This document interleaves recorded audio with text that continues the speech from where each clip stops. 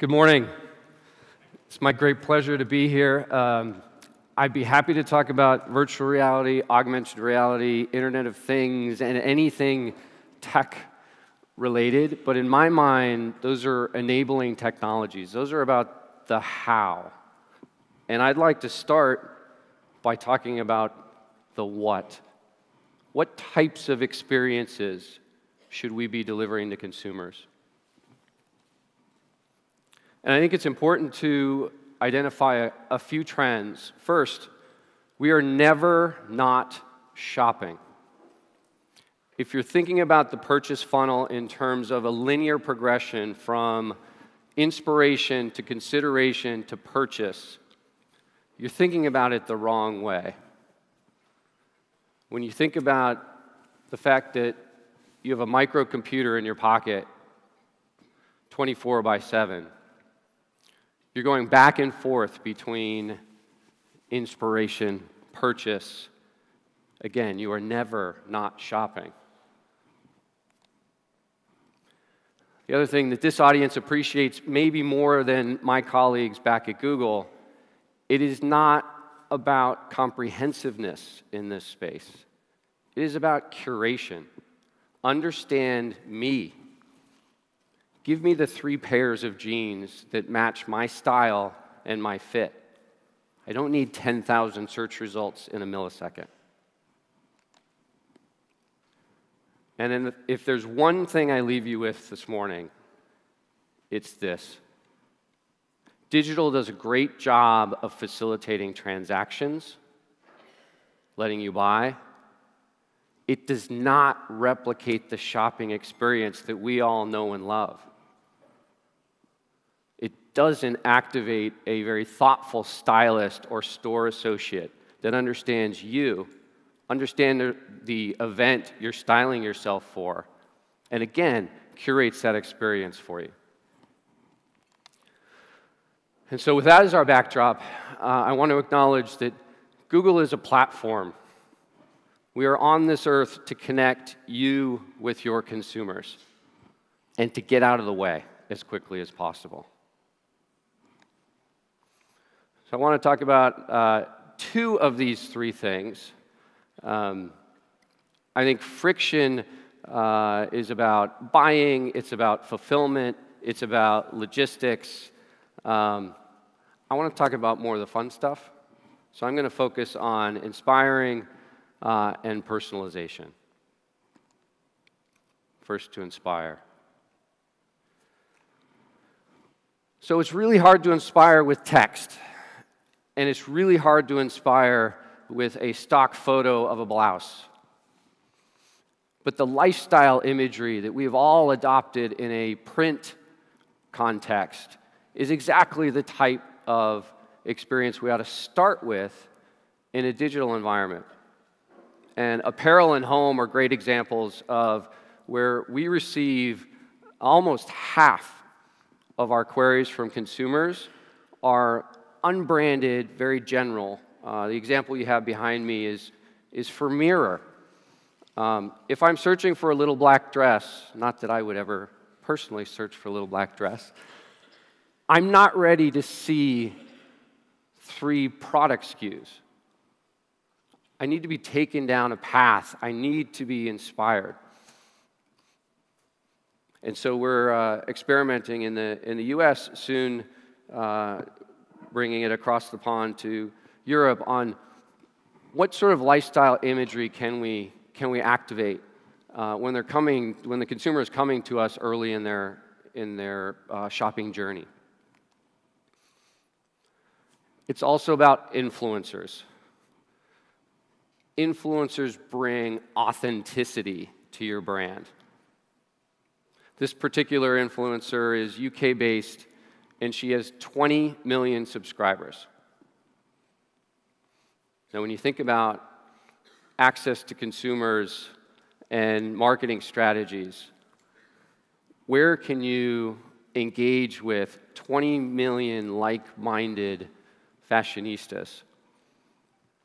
If you're not thinking about influencers today, you're missing a key piece of your digital strategy. And I will admit, from a Google perspective, it has taken us a long time to think beyond that search box. When we think about the other owned and operated properties on Google, and we think about that shopper's journey, they may start with search. They may actually start with YouTube. They may actually start with image search. In fact, 3/4 of consumers on Google who search for apparel search on images. And so as we're stitching together that experience, we're thinking about where can we engage with them in a digital environment. And also, we recognize that that journey is bouncing between the digital and the physical. So influencers are important. And then ultimately, we want to make the web shoppable. It isn't about the destinations and content that Google owns. It isn't about the destinations and content that you own. It's connecting with that shopper wherever she is. And so this is a microblogger, actually a former Googler, who now makes her living as a fashion blogger. And she styles herself. And people want to shop that look. How can we, again, through our platform and as an enabling technology, connect that consumer with the style she loves? I want to talk about personalization, and here I want to focus on our latest technology, the Google Assistant. By show of hands, how many are familiar with the Google Assistant? I'm not surprised. It hasn't made it to the Nordics yet, but it will, I promise you. So the notion of the Google Assistant is it understands you, it understands your relationship to the world, and hopefully it can anticipate not just your needs, but your wants as well. And so I want to focus on 3 themes that we've seen arise with our efforts that I think are worth considering as you think about your own digital efforts. The first is ubiquity.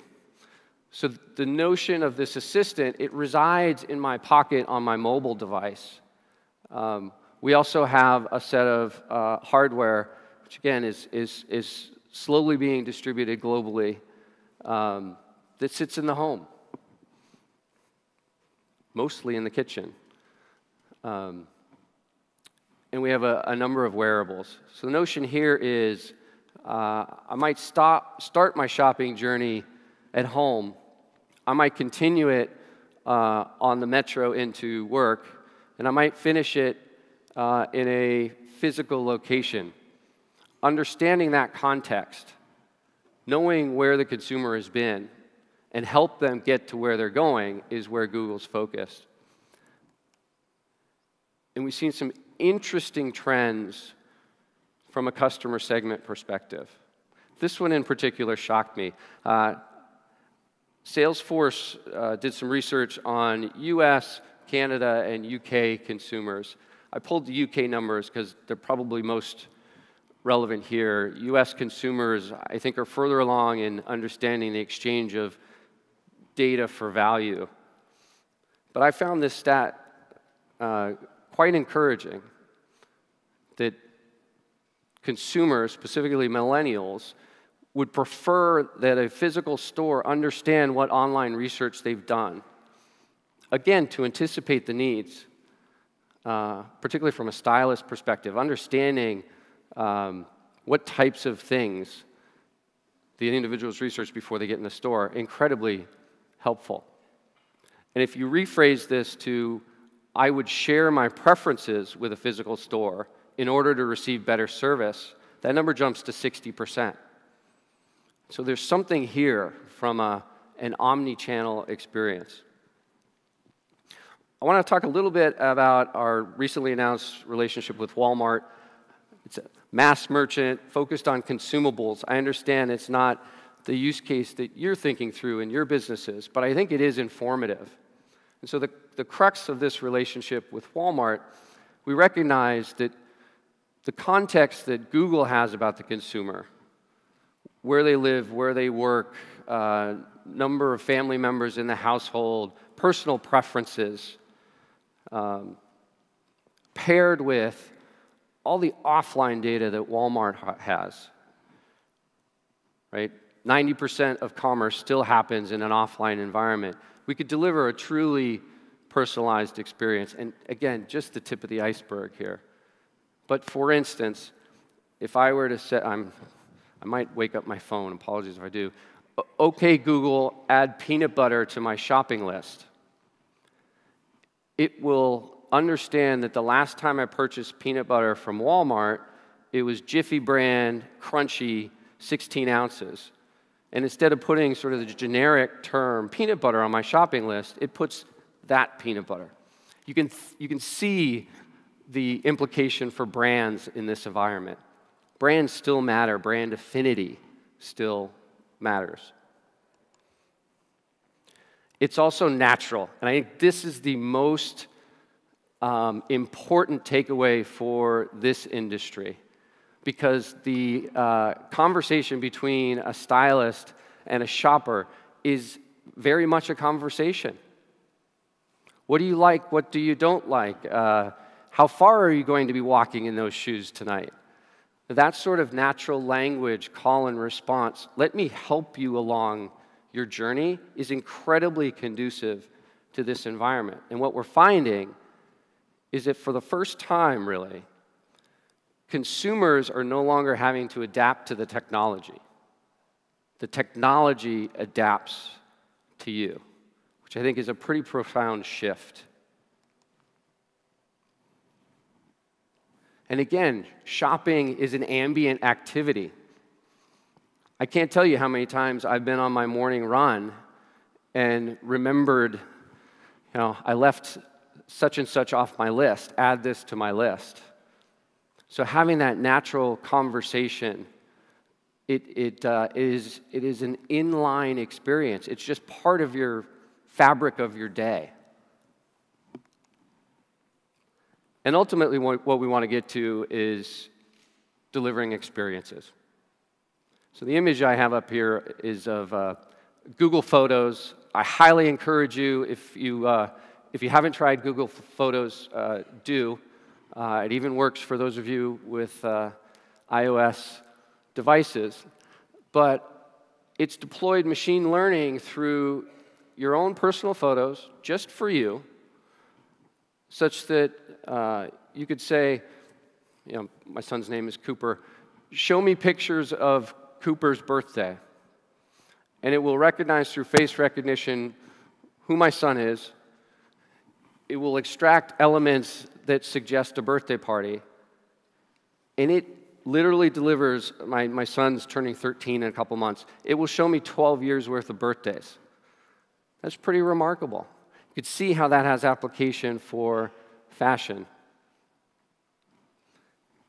And so if we apply that technology to a shopping experience, we're sort of moving beyond making the web shoppable, delivering those experiences in a digital environment, to making the world shoppable. And so this is just a concept now, but last week we announced Google Lens, which is a piece of technology that sits on top of your camera and will deliver information if you point at the real world. You don't even need to take a photo. And right now, we're focused on points of interest. So if I were to point it at this building, it would tell me the history of this building or the hours of operation. But you can imagine the applications in a shopping environment. This is just a woman on the street. Maybe I find her boots perfect for my wife. But you can translate this to a runway experience as well. It becomes very interesting. I think that's all I had, and I left time for questions as well. You sure did. So this may be the platform that will be your major outlook to the world in the future. So if you guys have any questions for Mr. Haswell, please speak up. You have to speak straight into the mic. Hi, thank you very much. It's very interesting. I've seen some of your keynotes about the Google Assistant.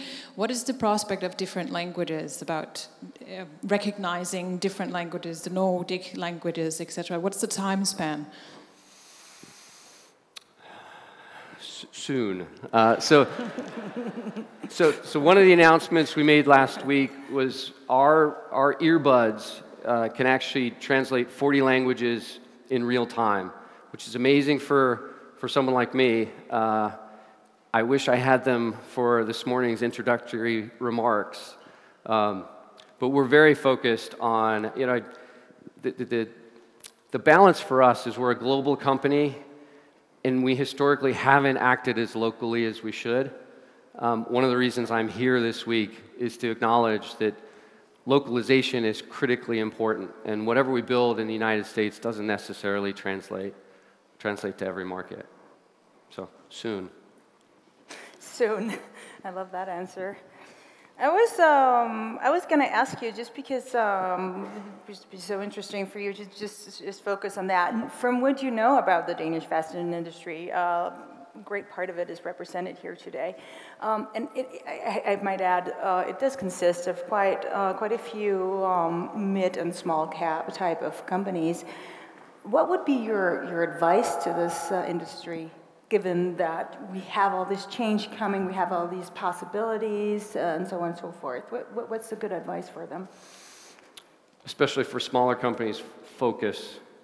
Focus on what you do incredibly well.